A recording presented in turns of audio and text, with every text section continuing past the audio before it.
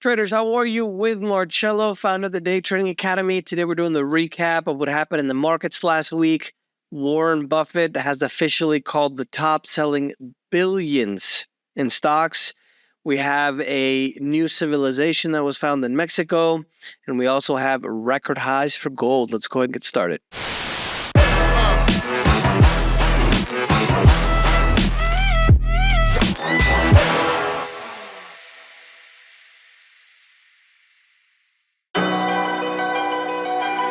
Bunch of economic information to get to as well. Sorry, I didn't upload the last few weeks. I had a couple of technical issues with the camera, but now we're back. U.S. economy officially has grown 2.8% in quarter three at an annualized rate. It is positive, but it's actually slowing down compared to the previous quarters that we've had as well. One of the things that we should consider as well when we actually look at the economic data is the fact that the reason why the economy is growing is really because of the federal government investing so much money. And if you guys, don't know, there's, I think, 270 something agencies, 290 something federal agencies. Elon Musk shared this, where there's basically been 2 agencies created every year since the beginning of the American Republic. So I thought that was super interesting because there's a lot, why do we need so many agencies for? For example, I think Elon Musk got rid of 90% of the workers at Twitter. X works just fine. Javier Milei in Argentina got rid of, I think it was, something like 70 or 80% of all the ministries that were there as well to be able to get the finances back in control. And in the United States, we're running in that situation where we're about to hit $36 trillion in debt, and we have nothing to show for it, except the wars that should have never happened. On Thursday, the stock market had a huge dip. There was $953 billion wiped out from the stock market. It did recover on Friday for most of it. Dow and NASDAQ were positive for the week. S&P 500, let me go ahead and repeat that. The 3 stock markets were actually down for the week. I had a different number written here. And Buffett officially called the top. He dumped 100 million Apple shares, which is representative of 25% of his stake. He sold $34.6 billion in shares. And now he has almost a record $250 billion in cash. And one of the things I always tell you is pay attention to what they do. Don't pay attention to what they say, right? Remember Bank of America? Warren Buffett was letting go of that stock in record amounts as well. For other reasons, obviously, he knows that they have a really bad balance sheet, but I think his selling is indicative of what he sees coming at some point, I would say, in the second half of this year. We're already in the second half, but you know what I mean. By the end of the year, maybe the first quarter of next year. It even depends also what happens to the presidential election, which is on Tuesday. But when the most prolific investor of our time, who basically almost always calls it right, decides to sell this amount of stock, which is almost unprecedented, I think this is a real signal of what's coming. So prepare yourself for educational purposes only. Conspiracy theory news, New York City. Where's my button? They just fixed it. New York City is on a water drought watch. The mayor of New York City, I believe it's Eric Adams, went on a video to talk about how you may want to start conserving water because it hasn't rained as much. So we'll see what happens with that. There was also some pretty devastating floods in Valencia, Spain. I don't know if you guys remember, I believe it was the 3rd week of December 2020. I did a video letting you guys know. I always tell you guys at the end of the video, right? The preppers were right. You guys can see the escalation of these natural disasters. Economic problems, social problems, all this stuff is going to continue to get worse, in my opinion, especially the natural disasters. The EU Commission, check this out. The EU Commission is calling citizens to stock up on supplies in most bloc countries, as he stated, and I quote, not in a position to ensure the survival of their citizens for at least 3 days.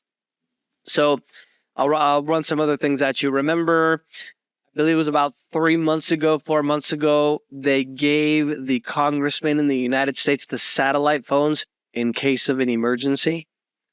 So this just, I've been trading for so long that I can kind of see the dots, I can connect the patterns on the dots. And I don't know what's going to happen. I don't know if it's 5 years from now or 10 years from now or right after the presidential election, but something is going to happen and it's going to get bad. Because otherwise there wouldn't be government officials even in Europe calling for people to stock up on stuff for 3 days. Like if a government official says it, right? It's like, I'm not the crazy one anymore. Now a government official is saying it. Repairs up. Overseas market news. The European markets are mostly lower. Latin America was mixed. The Bovespa in Brazil, which is the biggest market in all of Latin America, went down by just over 1%. Africa and the Middle East was mostly mixed, with Nigeria going most negative of all, over 2% negative. And in the far, far east, Asia and Australia, mostly lower also. Philippines was the biggest loser there at 2.53%.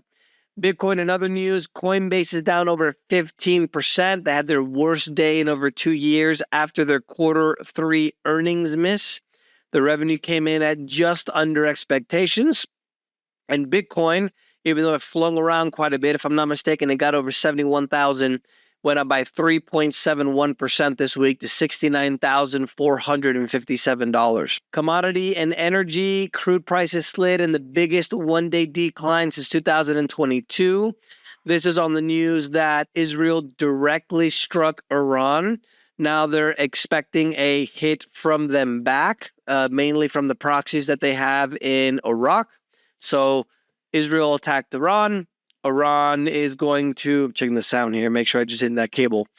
Israel hit Iran directly. Iran now is going to strike them back, maybe before the election, but they didn't hit any crude, nuclear, or civilian infrastructure. So they just kind of like, just like, let's pay them back, but not really hit them hard. Crude oil prices rose slightly on Friday after it was actually seen that maybe this isn't going to be escalation for World War III. Crude went down by over 3% to $69.49. The international crude, which is called Brent, went down by over 4% to $73.10. Gold down 0.44% to $2,736.50. It hit another all-time high this week, just under 2,775. And silver was the big loser. It went down almost 4% to 32.52. And while silver hasn't hit a record high yet, it's well on the way, and it's hit a multi-decade high as well. You guys have been following me for a while. You know how I love my silver. Financial and banking news. The yen, which is the currency from Japan, weakened to a fresh 3-month low against the U.S. dollar on the elections in Japan. Weakest level since July 31st. Might be a good time to go to Japan. Germany's October inflation surged to 2.4% in October, much higher than what the central bank in the European Union wants, which is 2%. They narrowly avoided a technical recession in the third quarter as well.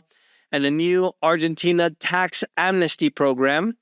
Milei, the new libertarian president there, wanted to bring in more dollars that people had in their homes or even foreign money that they had overseas. And so they were able to raise $18 billion from their residents, signifying that a lot of people have confidence in what Milei is doing.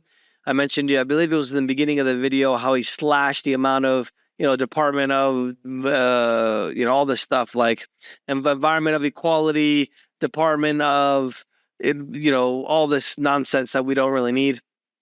Not saying we don't need equality, but you know what I mean. And he's reduced the load, the budget load, the let's call it the corruption in Argentina by quite a bit, because he reduced the size of government.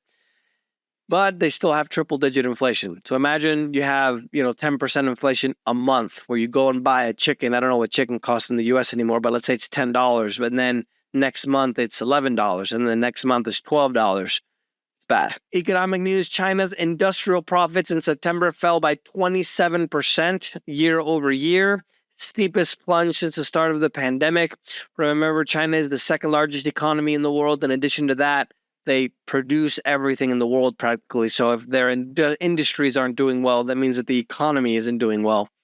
Eurozone, the economy expanded by 0.4%, avoiding a technical recession. As I mentioned to you guys just a moment ago, Germany and France, two of the largest economy in Europe, in the Eurozone, I should say, because the UK is not in the Eurozone anymore, outperformed.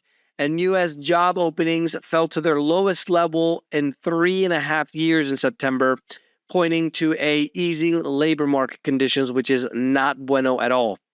The job openings fell to the lowest level since January of 2021, and the U.S. added just 17,000 jobs just before the election.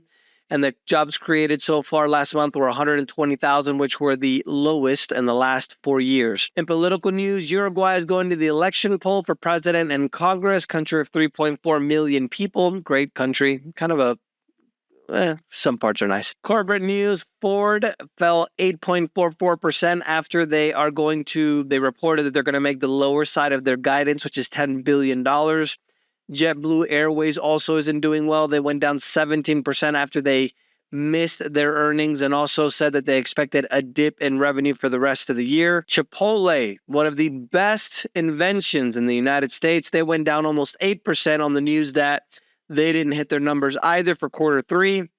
But Amazon, the huge conglomerate, surged almost 6.19% as they beat analyst expectations. Technology, Ukraine has reported that they're using domestically made AI augmented system drones to attack Russia.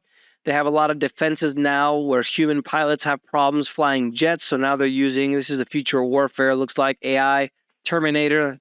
I guess there's a reason why they made that movie, right? And in international events, as I mentioned to you guys about Valencia, they had a year's worth of rain in 8 hours. Rivers, fell out of its banks. There was 3 meters of water, or about 10 feet of water, taking horses and cars and all kinds of things. It's a really horrible situation. And an interesting fact, scientists in Colombia have uncovered a wealth of new animal and plant species since the peace deal with the FARC, the revolutionary forces, in 2016. They found 3 times the amount of new plant species, in addition to quite a bit of new animal species as well. And researchers also recently uncovered a secret Mayan city in Mexico in the Campeche region. I believe it's around the Yucatan. Over 65,000 structures. They use LiDAR. If you don't know what LiDAR is, basically it's they take drones or helicopters and they beam a radar that allows them to create 3D images of what's under the vegetation in the trees. They found over 6,500 structures, 21 square miles. I believe in kilometers or something like 14 square kilometers, something like that, 15. Stone pyramids, houses, other infrastructures as well, has been concealed for over 3,000 years. Another thing that you guys didn't know, there was a high rise that they were putting up in Miami. And since they had to go so deep for the foundations, they actually found artifacts that dated back before the civilizations supposedly that we came from in the Middle East. Graham Hancock has a new series on Netflix called Ancient Apocalypse. Highly recommended. He talks about the Americas and how maybe there were people here much earlier than we think. That's the news for this week, guys. Let me know if you guys have any questions. Don't forget to subscribe, and remember, the preppers were right.